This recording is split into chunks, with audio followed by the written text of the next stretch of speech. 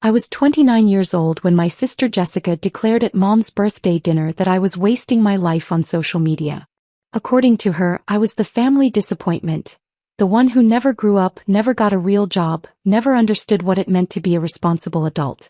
Still playing on your phone all day? Jessica asked, cutting into her steak with unnecessary force. She was 32, a corporate lawyer at a mid-sized firm, and she never let anyone forget it. When are you going to get serious about your future, Maya? I looked up from my plate, keeping my expression neutral. I'm doing fine, actually. Fine. Dad interjected, setting down his wine glass. You're nearly 30 years old, living in that tiny apartment making videos for strangers on the internet. That's not fine. That's concerning. Mom reached over and patted my hand, but her smile was strained. Your father's right, sweetheart. We just worry about you. Jessica has such a stable career and your brother Mark is doing so well in finance. We want that security for you too. I appreciate the concern, I said quietly, taking another bite of my food. This conversation happened at every family gathering. I'd learned years ago that arguing only made it worse. Jessica leaned back in her chair, exchanging a look with her husband Brad. You know what the problem is? She thinks she's going to be famous. Like those TikTok teenagers. It's delusional. I never said I wanted to be famous, I replied calmly. Then what exactly are you doing? Mark chimed in from across the table. At 27 he was the youngest and somehow the most judgmental. Because from where we're sitting it looks like you're just scrolling through your phone and posting random videos. That's not a career. Brad laughed, a sharp sound that cut through the dining room. I saw one of your videos once. The one where you were talking about movies or something. Maya, I'm sorry, but it had a few hundred views. That's not exactly viral content. I nodded slowly. You're right. That one didn't perform well. None of them perform well, Jessica exclaimed, throwing her napkin onto the table. That's the point. You're 29 years old, spending hours every day creating content that maybe a few dozen people watch. Do you know how embarrassing that is? When people ask me what my sister does, I have to lie and say you're in digital media, because I'm too ashamed to admit you're trying to be a TikTok influencer. The word influencer dripped with contempt. I took a sip of water and said nothing. Dad cleared his throat.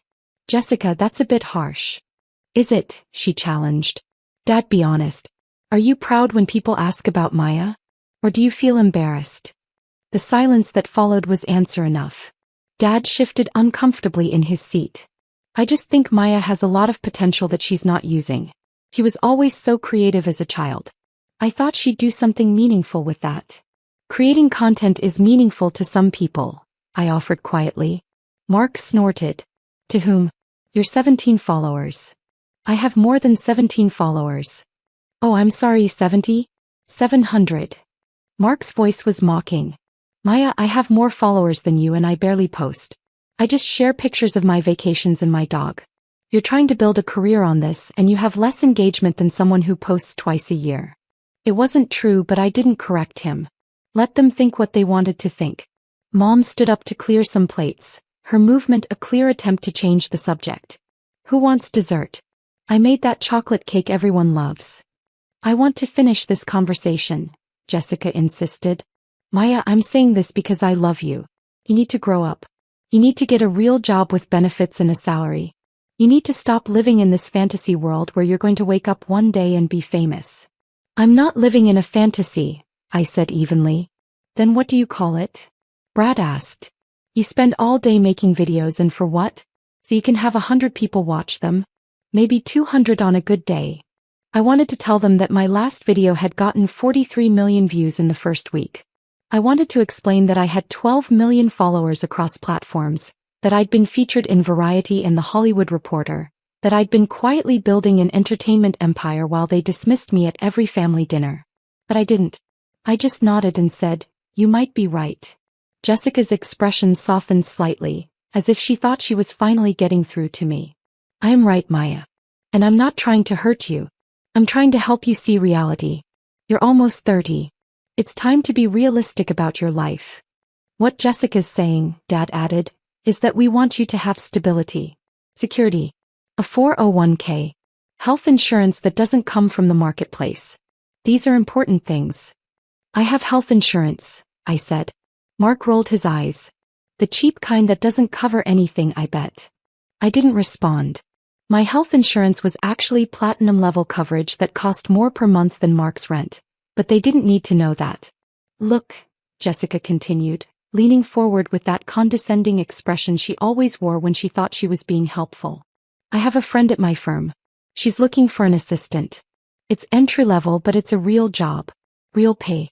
Real benefits. I could put in a word for you. That's very kind, I said quietly, but I'm okay. You're not okay. Jessica's voice rose sharply. Maya, you're living in denial. You're playing pretend while life passes you by. Do you have any savings? Any retirement plan? Any career trajectory whatsoever? Brad put his hand on Jessica's arm, trying to calm her down, but she shook him off. No, Brad, she needs to hear this. Maya, I've been patient. We've all been patient. But enough is enough. This TikTok thing, this YouTube thing, whatever you want to call it, it's not working. It's never going to work. You're not special. You're not going to be the one person in a million who makes it. You're just wasting your life. The room fell into an uncomfortable silence. Mom came back with the chocolate cake, her eyes darting nervously between us.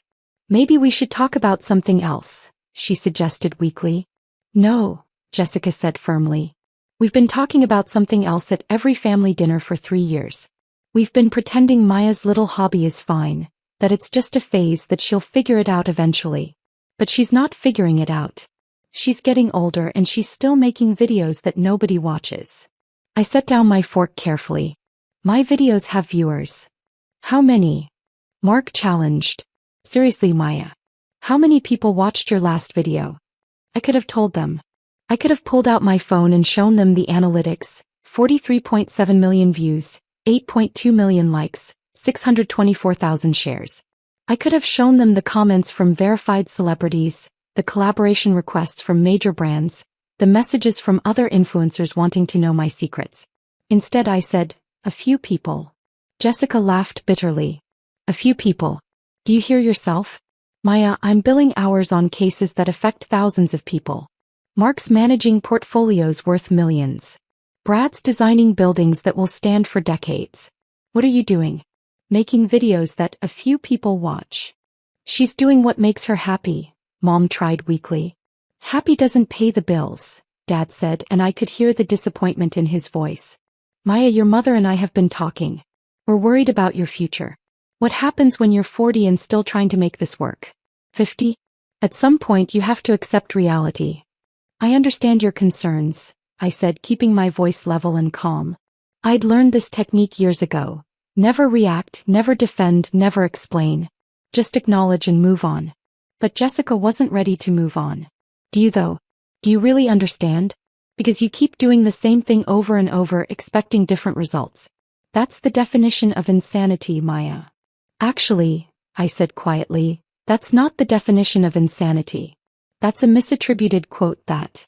Oh my God, Jessica interrupted, throwing her hands up. Even now, even when we're trying to have a serious conversation about your future, you're being difficult. I'm not trying to be difficult. You are though.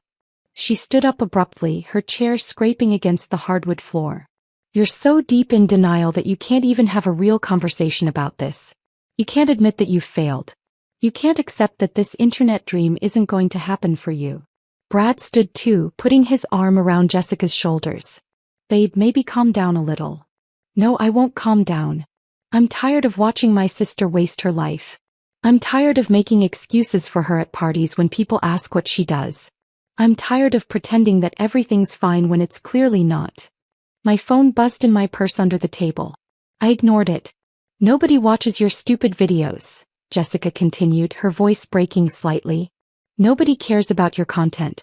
You're embarrassing yourself and you're embarrassing this family. Do you know that Mom's friends ask about you?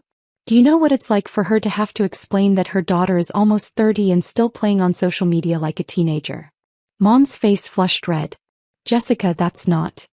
It's true, Mom, and you know it. Mrs. Patterson asked about Maya last week and you changed the subject so fast I got whiplash. Because you're ashamed. We're all ashamed. The words hung in the air like poison. I felt a familiar tightness in my chest, but I kept my expression neutral. This wasn't new. They'd been ashamed of me for years. Dad cleared his throat. Jessica, that's enough. Is it? She challenged. Because I think someone needs to say it. Maya needs to hear the truth. She needs to understand that her little videos aren't a career, they're a joke. And the joke's getting old. Mark nodded in agreement. She's right, Dad. We've all been thinking it.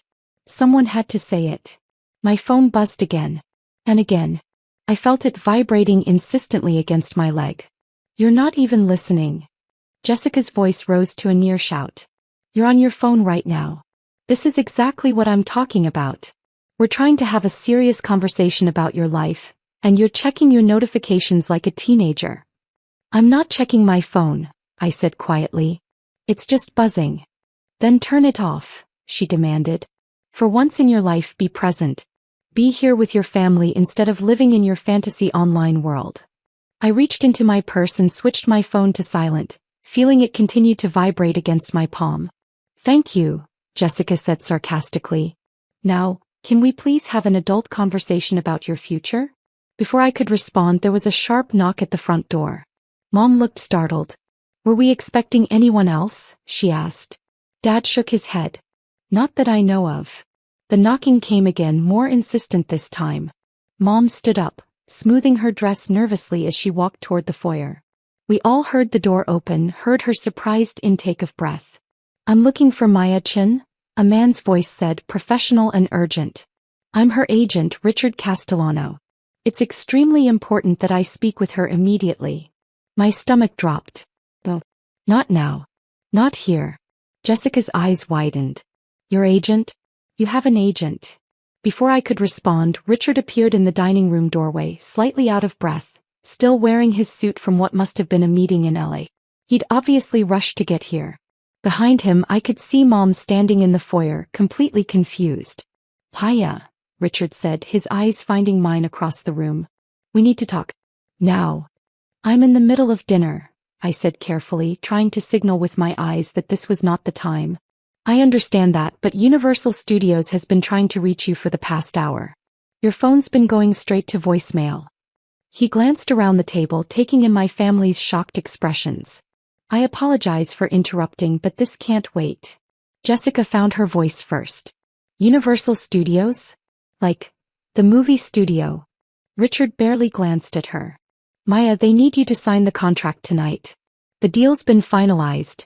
$80 million for the 3-film package plus the streaming series. They want to announce it tomorrow morning, and they need your signature before the press release goes out. The silence that followed was absolute. I could hear the grandfather clock ticking in the hallway, could hear someone's breath catch in their throat.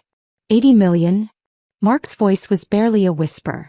Richard finally looked at my family properly, seeming to realize that he'd just dropped a bomb in the middle of a birthday dinner. I'm sorry, did she not tell you? Maya's been in negotiations with Universal for the past 6 months. They're developing a major franchise based on her content and creative vision. She'll be starring, producing, and directing. It's the biggest deal for a digital creator in Hollywood history. Dad's fork clattered against his plate. Starring? Producing? What are you talking about?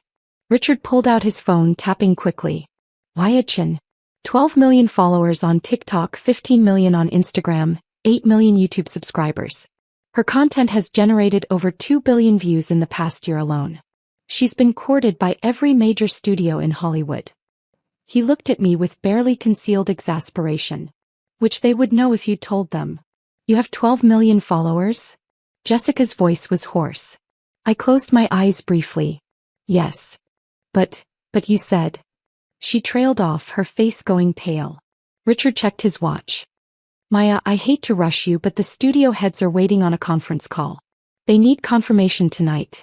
Netflix is trying to counteroffer and Amazon's been calling all day. Universal wants to close this before someone else swoops in. Netflix. Mom's voice was faint. Amazon.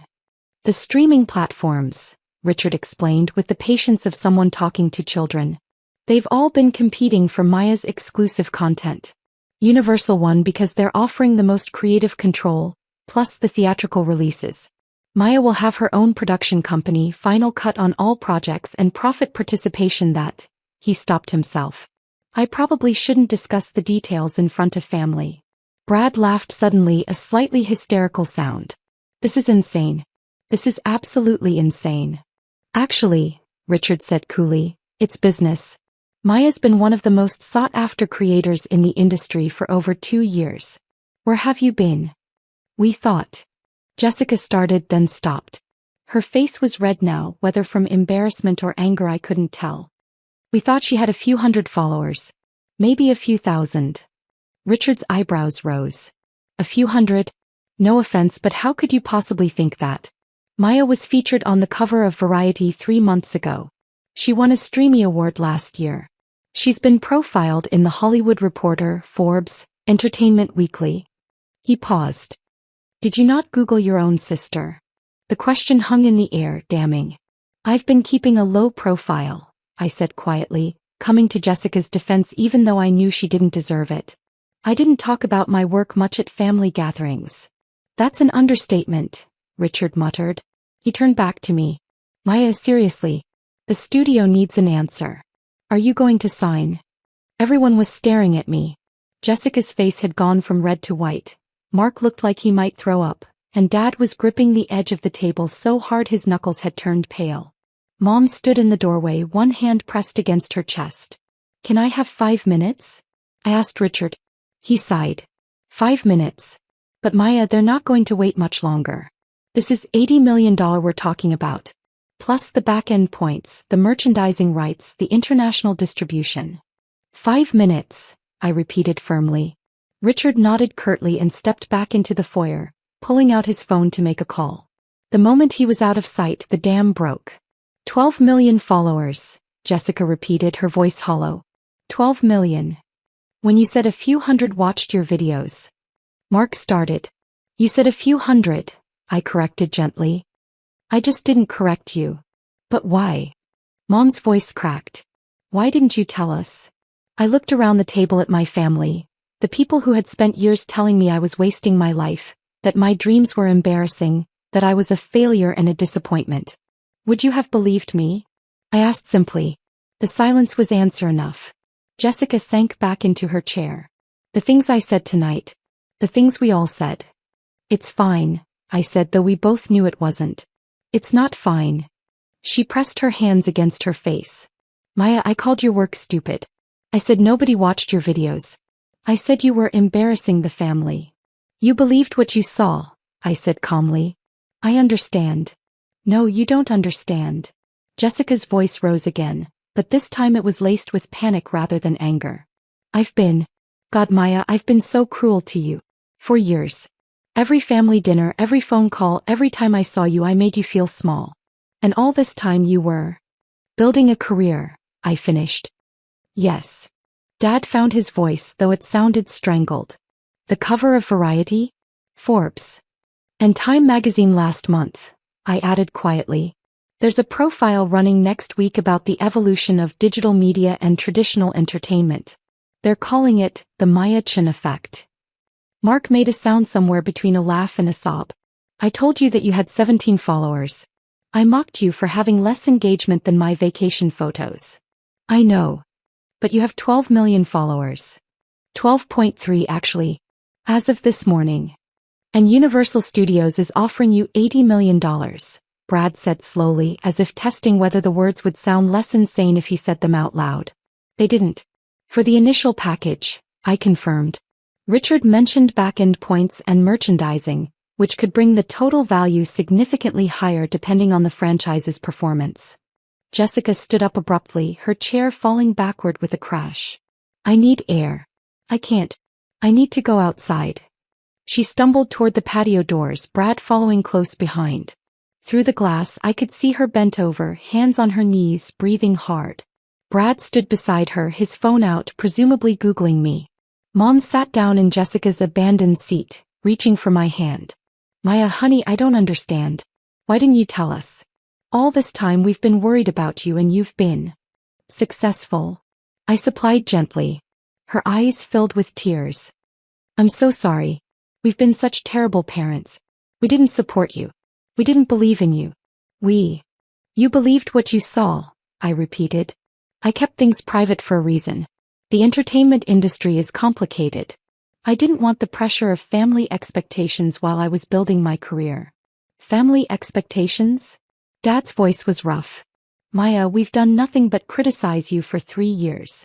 Exactly, I said simply. The weight of that single word seemed to hit him like a physical blow. He looked down at his plate, at the birthday cake that no one had touched, at the wine glass he'd set down when Richard first arrived.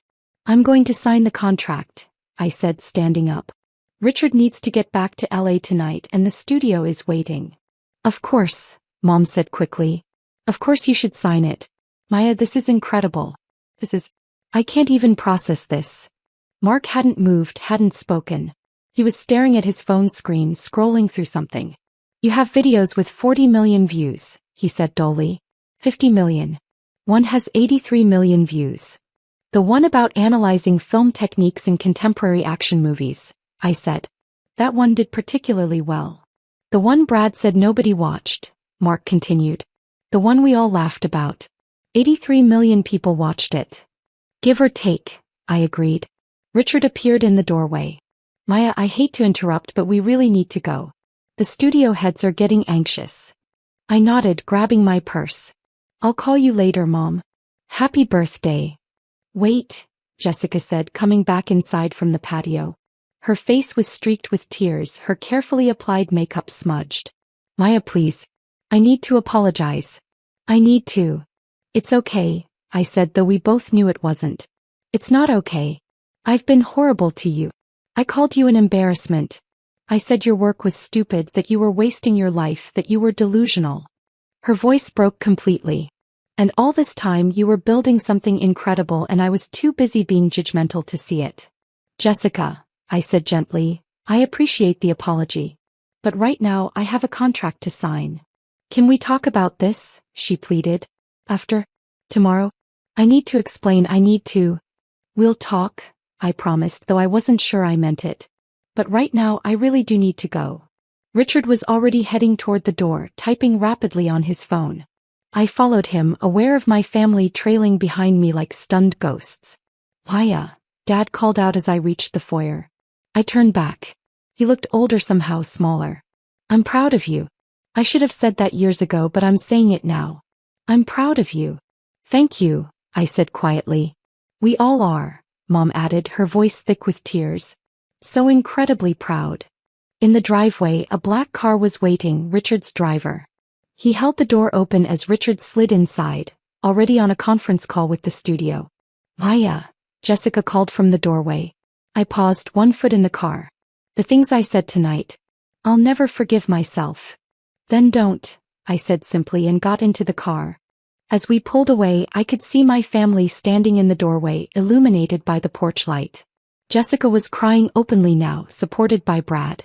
Mark stood with his phone still in his hand, probably still scrolling through my social media. Mom and Dad held on to each other, looking lost. Family drama? Richard asked, ending his call. You could say that. He handed me a tablet with the contract loaded. They didn't know, did they? About any of it? No. Why not?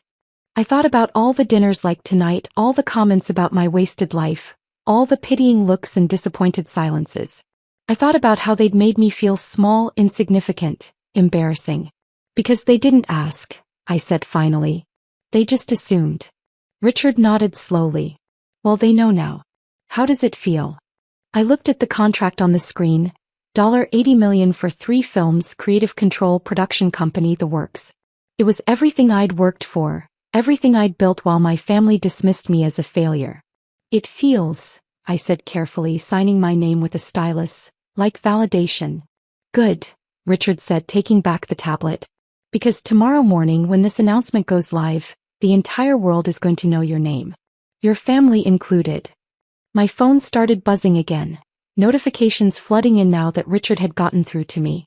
Messages from other creators, from industry friends, from journalists wanting statements. I scrolled through them absently.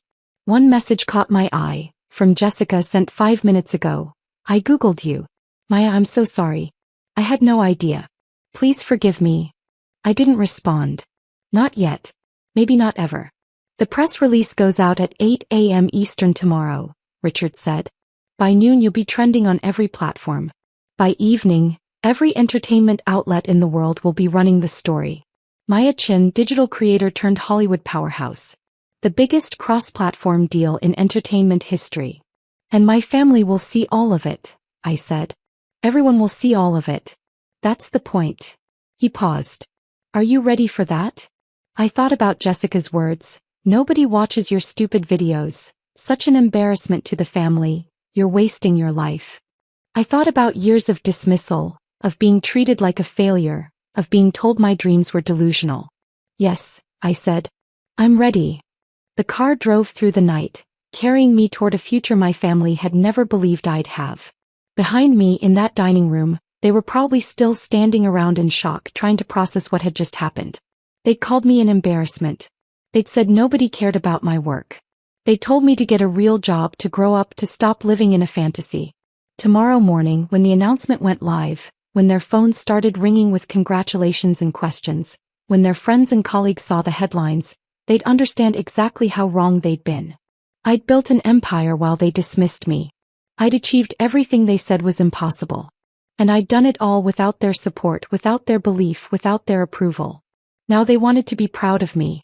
Now they wanted to apologize. But some words once spoken can't be taken back. Some wounds once inflicted never fully heal. I signed the contract. I took the deal. And tomorrow the whole world would know what my family had been too blind to see. Sometimes the best revenge isn't anger or confrontation. Sometimes it's simply success. Undeniable, overwhelming, impossible to ignore. And sometimes it's letting people realize far too late exactly what they threw away.